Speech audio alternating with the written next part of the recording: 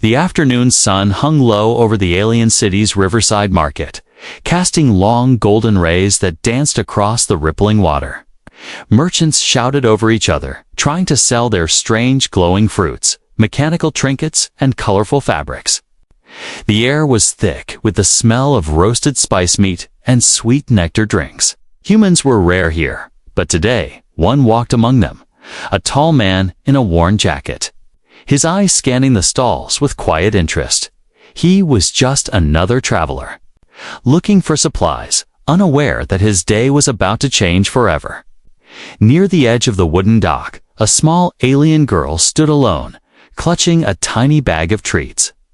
Her skin shimmered with soft, iridescent tones, like moonlight on water. Her large black eyes sparkled as she leaned over the railing, watching the bright river fish dart between the shadows. She was no more than 7 years old, her little boots too big for her small feet. The dock creaked as she shifted her weight forward, her curiosity pulling her closer to the edge. Then it happened. The wood beneath her gave a sharp crack. Her foot slipped, her arms flailed, and with a gasp she tumbled into the rushing water below. The sound was swallowed by the market's noise. But a few nearby aliens saw it and screamed. The river was fast and deep, the current strong enough to pull even an adult under in seconds. The girl splashed wildly, her high-pitched cries barely reaching the crowd before water filled her mouth. She kicked and struggled, but her species was not made for swimming. Her limbs were too light, her lungs too small. Each second dragged her farther from the dock. The current spinning her around like a leaf, people rushed to the edge, shouting. Some pointed, others waved for help. But no one jumped in. Alien after alien backed away. Shaking their heads in fear, they all knew the danger, and none were willing to risk it. The girl's hand slapped at the water, her eyes wide with terror. Her head bobbed once, twice, then dipped below the surface. That was when the human heard the commotion. He turned from a fruit stall, saw the small figure sinking, and his heart slammed against his ribs. There was no hesitation. He dropped the bag of supplies he had just bought, the glass bottles inside shattering on the ground. He tore off his jacket and ran. Shoving through the crowd, someone shouted, "Don't! You'll die!" But he didn't slow. At the edge, he pushed off with both feet and dove, his body slicing cleanly into the cold water. The world went silent beneath the surface. The river's chill bit into his skin. But he forced himself down, eyes scanning the green-tinted blur. For a moment, he saw nothing but drifting bubbles and swirling plants. Then there, below him, a pale shimmer. The girl's tiny hand reaching upward through the murk. He kicked hard, his lungs already burning, his arms cutting through the water like blades. He reached her just as her body began to sink deeper. Her movements slow and weak. Her eyes met his for a second. Fear and desperation locked in them. He grabbed her around the chest, pulling her close, and turned toward the light above. The swim upward felt endless. The weight of her small body and the drag of the current pulling him down, but he fought it, each kick pushing them closer to the shimmering surface. His ears roared, his chest screamed for air. Finally, they broke through. He sucked in a huge breath, the sound of shouts and splashing filling his ears again. The girl coughed and gasped, clinging weakly to him. With one arm around her, he swam toward the dock, the crowd's faces growing clearer. Some reached down, stretching their hands, while others simply stared in disbelief. The human's muscles burned as he hauled her upward. Two strong alien men grabbed the girl from his arms and lifted her onto the dock. He followed, dripping, his clothes heavy and clinging. The girl collapsed onto the wooden planks. Coughing up water, he knelt beside her, brushing wet hair from her face. Making sure she was breathing, relief washed through him as her eyes fluttered open, a faint sound escaping her lips. But before he could say anything, sharp voices rose around him. The alien guards pushed through the crowd, their armor glinting in the sunlight. Their faces were stern, their eyes locked on the human, without warning. One pointed a weapon at him and shouted, "Step away from her." The human froze, confused. He had just saved her life. Why did they look ready to arrest him? The girl tried to speak. Her voice weak, but one of the guards pulled her back gently. Another guard stepped forward, saying, "You will answer for touching a noble child." The crowd murmured in shock, some glancing at the human with suspicion, others with sympathy. The human's breath was still ragged, water dripping from his hair. He raised his hands slowly, the river still roaring behind him as the guards closed in. The guards closed in around the human, their tall frames casting shadows over him. The crowd stepped back, whispering nervously, unsure if they were about to see a hero honored or punished. The human stayed still, his hands raised, water dripping onto the wooden planks beneath his boots. One guard, wearing a black-etched chest plate, barked an order in the alien tongue, his voice sharp like a blade. The human didn't understand every word, but the tone was clear. They didn't trust him. "Listen," the human said, his voice steady, though his heart was still pounding. "I was just passing by. I saw her fall, and I went in after her." But the guards didn't lower their weapons to them. His words meant nothing. The noble families of this city had strict rules, and an outsider touching one of their own was forbidden, even if it was to save a life. Meanwhile, the little alien girl lay on the dock, coughing and shivering, her small hands clutched at the guard nearest to her. She tried to speak, but her voice was weak. The guard knelt, listening for a moment, then shook his head and said something the human couldn't hear over the roaring in his own ears. Another guard grabbed the human's arm, the grip like steel, and began to pull him toward the far end of the dock. The human resisted, not violently, but enough to make the guard stop and look at him. "She needs a healer," he said firmly, nodding toward the girl. "You can take me wherever you want after that, but help her first."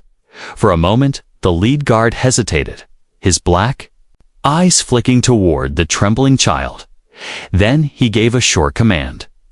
Two guards scooped her up and carried her toward a grand, towered building at the edge of the market. The human was dragged in the same direction, his wrists now bound with a glowing restraint cord. The walk through the market was tense.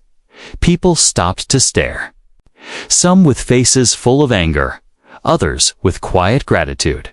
He caught snippets of whispered words: human, noble blood, outsider trouble.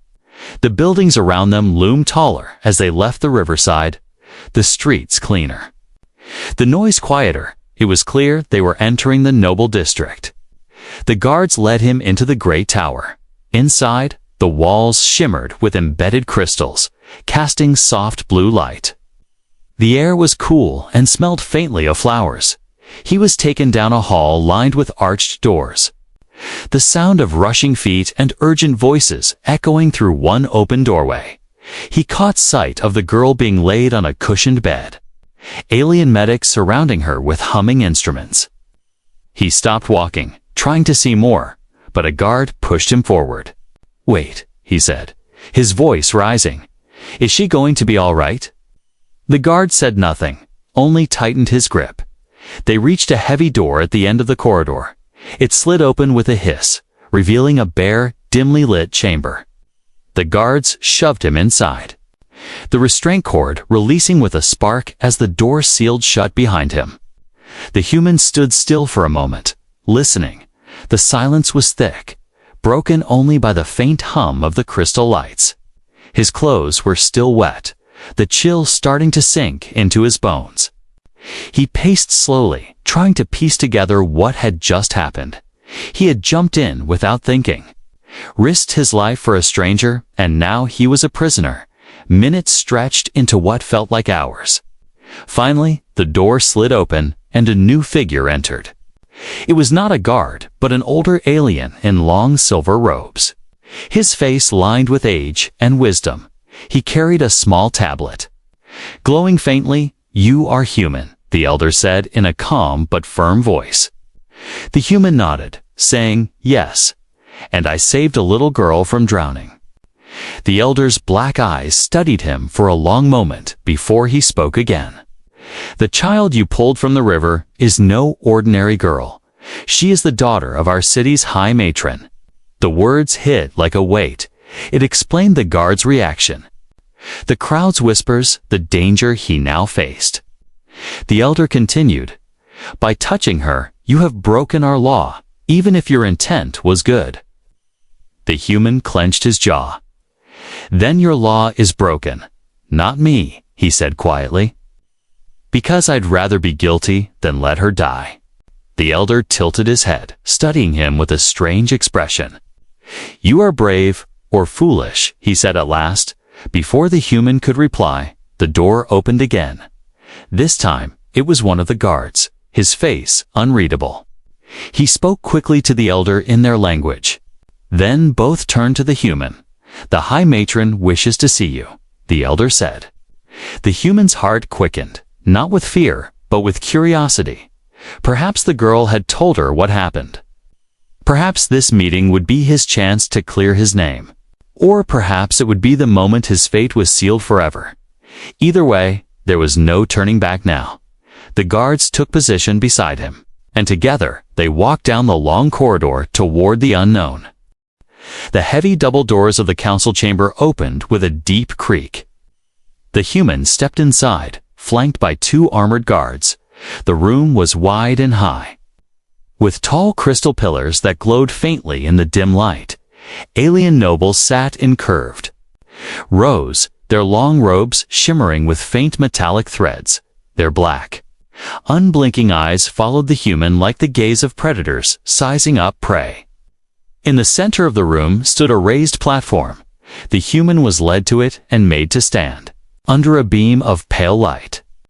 The guards stepped back, but kept their hands on their weapons. At the far end, on a throne-like seat carved from deep blue stone, sat the high matron. Her posture was regal, her eyes sharp, her skin shimmering faintly like polished pearl. A robed speaker stepped forward and unrolled a scroll. "Outsider," he began in a cold voice, "you are accused of unlawful contact with a noble heir of this city." A ripple of murmurs spread through the chamber. The human looked up at the matron, meeting her gaze. "I pulled her out of the water," he said calmly.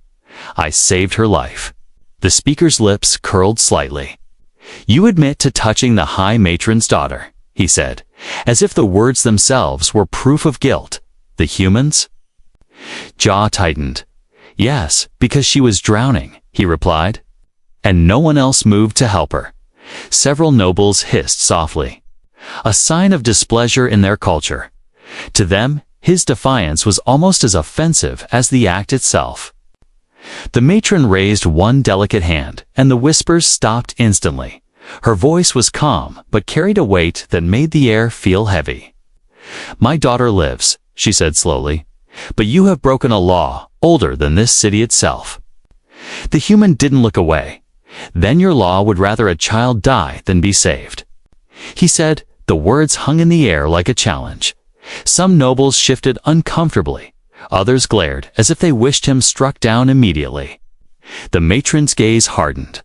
"You are bold for an outsider," she said. "But boldness does not erase crime." Before the human could answer, the sound of running footsteps echoed through the hall. The crowd turned as a small figure appeared in the doorway. The little alien girl. Her hair was still damp, and a medic followed, close behind, urging her to slow, "Mother." She called out, her voice trembling but loud enough to carry. The matron rose slightly from her seat, surprise flickering across her face. The girl hurried forward, her small legs carrying her to the center platform.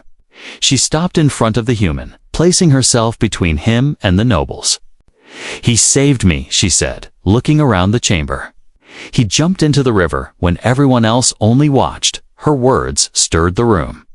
Some nobles exchanged glances, their earlier certainty shaken. The human looked down at her, surprised. By her courage, one noble spoke sharply. "Child, you do not understand," but she cut him off, her voice clear. "I understand that I would be dead if not for him." She said, "If saving me is a crime, then I am part of it." The matron's eyes locked on her daughter. For a long moment, nothing moved. Then she stepped down from her throne and approached. Then slowly, the human stayed still, unsure if this was a sign of mercy or judgment. The matron stopped a few steps away, her expression unreadable. "You speak with fire, child," she said softly, "and you speak the truth." She turned to the council, her voice now firm. "The law is clear, yet the law is not meant to punish the saving of life." A murmur of shock ran through the chamber, the high matron herself questioning the ancient code. "This man will not be executed," she declared, "but his actions bind him to our house." The human frowned slightly. "What does that mean?" he asked. The matron's gaze returned to him. "You will serve as protector to my daughter," she said. "Her life is now tied to yours. If harm comes to her, it will come to you." It was not a reward, nor entirely a punishment. It was a binding. The human hesitated. He could refuse. But then what would happen to the girl if he left? Her small hand tugged at his sleeve, her eyes wide and pleading. Finally, he gave a small nod. "I'll do it," he said quietly. The matron inclined her head slightly. "So be it," she replied. The council session ended. The nobles filing out in silence. Some looked displeased, others curious. The human stood with the girl beside him, wondering if he had just been saved or trapped. The guards approached, no longer gripping their weapons. One motioned for him to follow. The girl stayed close to his side as they were led from the chamber. The corridors outside seemed quieter now. Though the weight of what had happened pressed heavily on him, he had come to this city as a traveler. Now he was leaving the council chamber as something far more complicated, a guardian bound by alien law. And deep down, he knew this was only the beginning of whatever danger lay ahead. The first thing the small alien girl felt was warmth. It was soft and steady. Wrapping around her like a protective blanket, her eyelids fluttered open. The light above her dim but comforting. She was lying on a bed so large it made her feel tiny. Its sheets smooth and cool against her skin. The gentle hum of machines filled the air. Along with a faint scent of herbs and clean water, her vision cleared slowly, revealing a tall figure seated beside her. It was her mother, the high matron, dressed in deep blue ceremonial robes. Her usually flawless hair was slightly out of place, a sign she had been there for a long time. The matron's eyes were red around the edges, though she tried to hide it when she saw her daughter stir. She leaned closer, her voice soft and trembling. "My child, you're awake," she whispered. The girl's lips parted, but no sound came out at first. She swallowed and tried again. "Mother." The human. "Did they hurt him?" she asked, her voice fragile. The matron froze for a moment, surprised at the question. "You should be thinking about your own recovery," she said. But her daughter's gaze didn't waver. "He saved me," the girl continued, "and I saw the guards take him away." The matron's face shifted, a mix of pride and worry. Her daughter had always been strong, but never before had she spoken with such fire. The council judged him. The matron said finally, "And I made a choice." The girl tilted her head slightly, curiosity in her large black eyes. "What choice?" she asked. "He will stay here," the matron replied. "As your protector." The girl blinked, surprise flickering across her face. Her people did not mix easily with outsiders, especially humans. But then her lips curved into a small smile. "Good," she said simply. "Then I can thank him properly." The matron's expression softened just a little, though her eyes still carried the weight of caution. "You must rest," she said gently. "But if you wish to see him, I will allow it when the healers say you are strong enough." While the girl rested, the human waited in a smaller chamber across the hall. The room was plain, with smooth stone walls and a single long bench. He sat with his elbows on his knees, staring at the floor. He had no idea what would happen next, whether this arrangement was a trap or a chance. The door opened quietly, and the elder from before stepped in. "The girl has woken," he said, his voice carrying no emotion. The human straightened slightly. "Is she all right?" He asked quickly. "She is alive because of you," the elder replied, "but your future here is uncertain." Before the human could ask what that meant, a guard entered and gestured for him to follow. They walked down a long corridor, the air cool and still. At the end, the door slid open to reveal the same large healing chamber where the girl rested. She was sitting up now, her small hands folded in her lap, her eyes lighting up when she saw him. "You came," she said softly. "I didn't have much choice." He replied with a faint smile, though his voice carried warmth. The girl's mother watched the exchange closely, her sharp eyes reading every detail. She could see it already, the way her daughter seemed calmer in his presence, the way he relaxed slightly when she smiled. It was unusual, perhaps even dangerous. But she could not deny it. The girl reached out a small hand. "Thank you for saving me," she said, her voice sincere. "You don't need to thank me."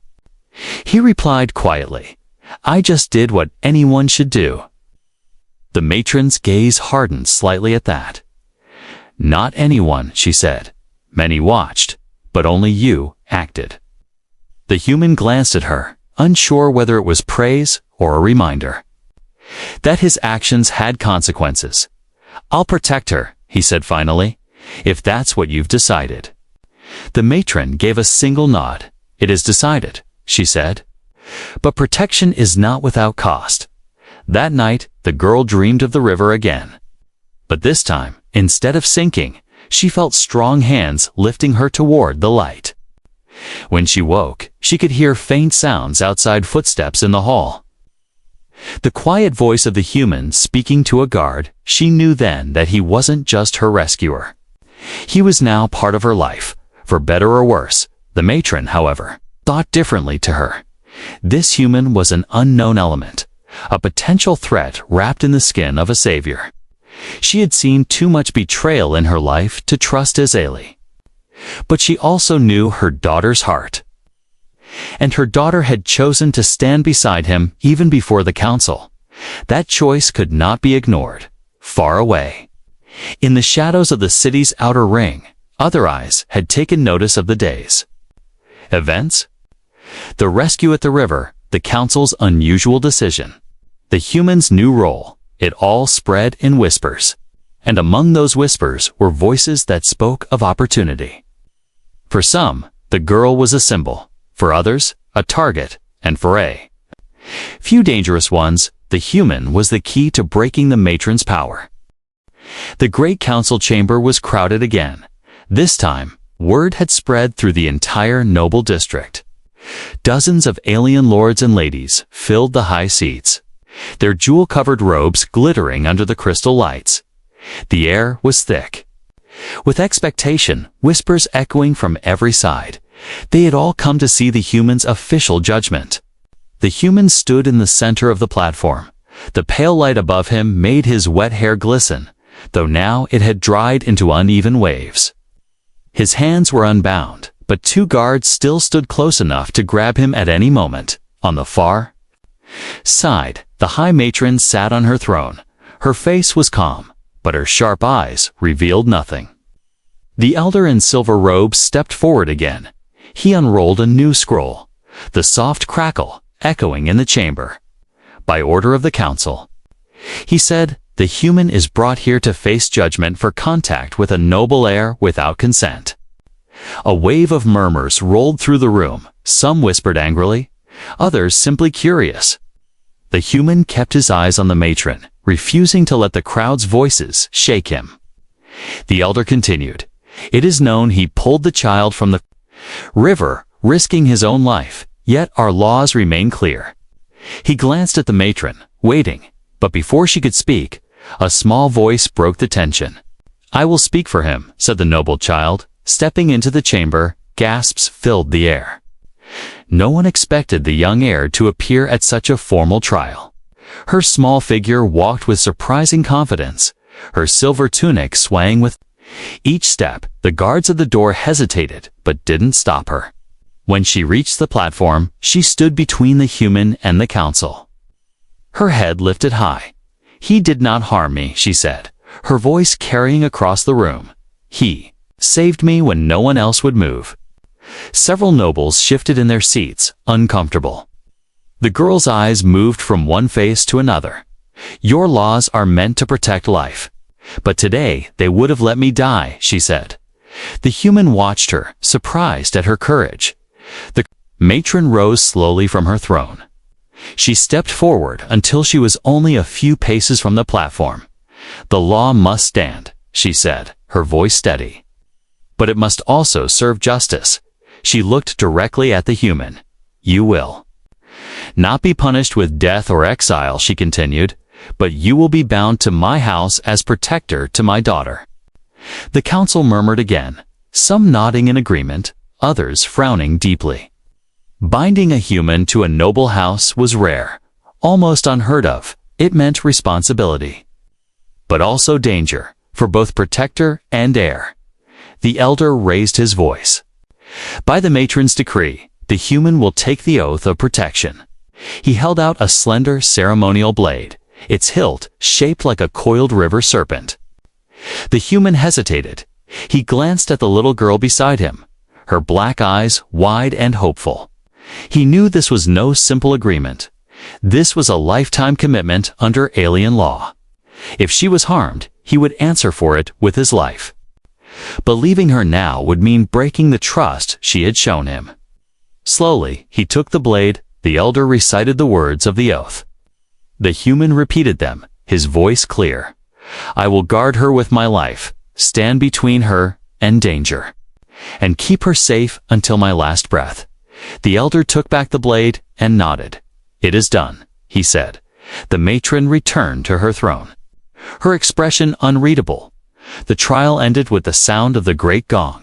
Nobles began filing out, their voices low as they discussed what had just happened. The human stepped down from the platform, the little girl at his side. The guards escorted them out, though now they walked without the tension of before. In the corridor, the girl looked up at him. "Now you're really stuck with me," she said with a small smile. He smiled faintly. "I've been stuck with you since the river," he replied. They walked toward the private quarters of the matron's palace. But even as they left the council chamber behind, the human could feel the weight of dozens of unseen eyes still watching him. Some of those eyes, he suspected, belonged to people who did not want him there, far above. On one of the high balconies of the noble district, a shadowed figure leaned against the railing.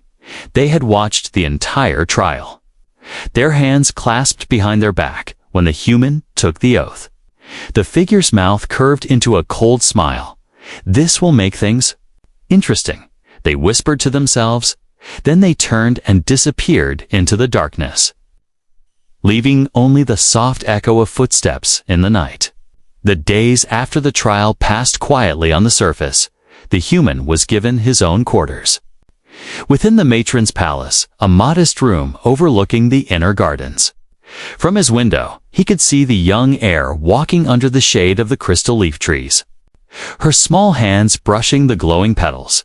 She seemed brighter than before, her laughter returning little by little.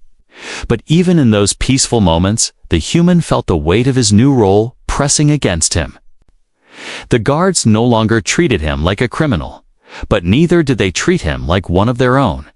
Their eyes followed him everywhere, sharp and measuring. Some nodded in quiet respect, others watched with suspicion. The palace itself was vacancy of Seth, was a maze of long halls, carved stone, and shimmering lights that changed with the hour. It was beautiful, but it also felt like a cage. One evening, after the sun had dipped behind the city walls and the garden lights began to glow, The human was summoned. A guard appeared at his door. His voice low and formal. "The matron requests your presence in the audience chamber." He said. The human followed without question. The corridors were quiet, their crystal lamps casting soft shadows across the floor. Inside the audience chamber, the high matron stood alone. Her robe tonight was deep black, the edges lined with silver threads. She looked up as he entered, her expression unreadable. "Come closer," she said. Her voice calm but carrying an edge. He stepped forward, stopping a few paces away. "You have been here only a short time," she began. "Yet my daughter trusts you as if she has known you her whole life." The human said nothing, unsure if this was a warning or a compliment. The matron studied his face before continuing. "Trust is dangerous in this city," she said, "especially for those who stand too close to power." Her words hung in the air like a shadow. She took a step closer, lowering her voice. "There are those among the nobles who see you as a weakness, a gap in my defenses. They will try to use you, bribe you, or break you," she added. The human's jaw tightened. "I'm not for sale," he said quietly. The matron's lips curved slightly. "Not quite a smile. That is what I need to hear," she replied. But words are easier than action. She turned and walked toward the far wall, where a small ornate box rested on a stand. Opening it, she took out a small metallic disc. "Smooth and shining, this is a seal of the matron's house," she explained. "With it, you can move freely through the noble districts. Speak on my behalf and call my guards to you." She held it out to him. "But with it comes a greater burden. You will not only be her protector in body, but in politics as well." He took the seal, feeling its weight in his palm. "I didn't ask for politics," he said. "No one ever does," the matron replied. "But it will find you whether you wish it or not." Her gaze sharpened. "And there is one more thing. If you fail her, the law binds your life to hers." He met her eyes. "I understand," he said, his voice steady. The next day, the human's new authority was tested sooner than expected. He was escorting the young heir through the market district when a tall figure in a hooded cloak stepped from an alley. The guards tensed, but the figure raised empty hands. "I mean no harm," the stranger said. His voice low, he turned his gaze to the human. "I have an offer," he said. "One that could make you rich enough to leave this city forever." The human didn't reply immediately. The heir stood close to him, her small hand gripping his sleeve. The stranger continued. "You've been given the matron's trust. All I ask is a little information in return." The human's eyes narrowed. "What kind of information?" he asked. The stranger's voice lowered even more. "Her travel routes, her meetings, her private visitors. Nothing that would harm the girl." Of course, the guards began to step forward, but the stranger held up a small device, a faint red light blinked on its surface. "Call them, and this conversation will end in ways you don't want," he warned. The human's heartbeat slowed into a steady, dangerous rhythm. He stepped forward just enough to make the stranger take a cautious step back. "You picked the wrong person," the human said quietly.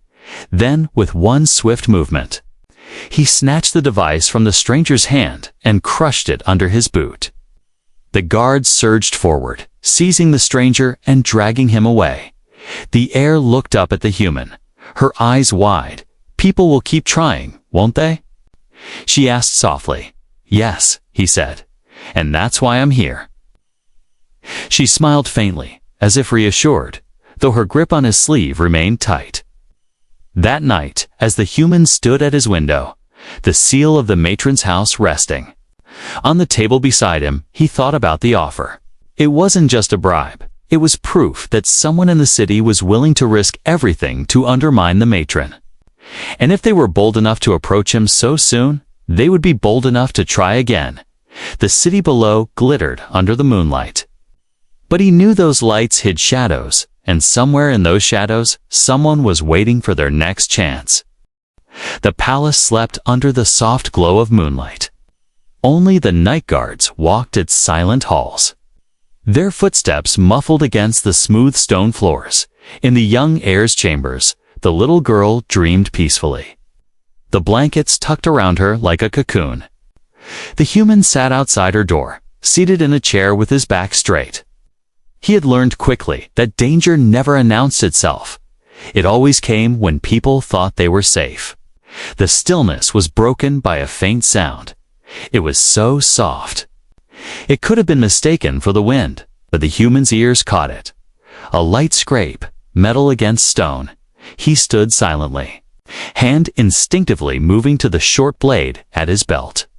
The sound came again, this time closer, near the balcony of the girl's room. He moved quickly but quietly.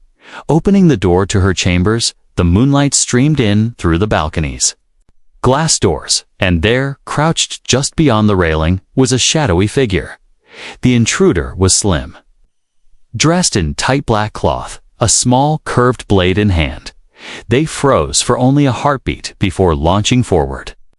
The human reacted instantly, stepping between the attacker and the girl's bed.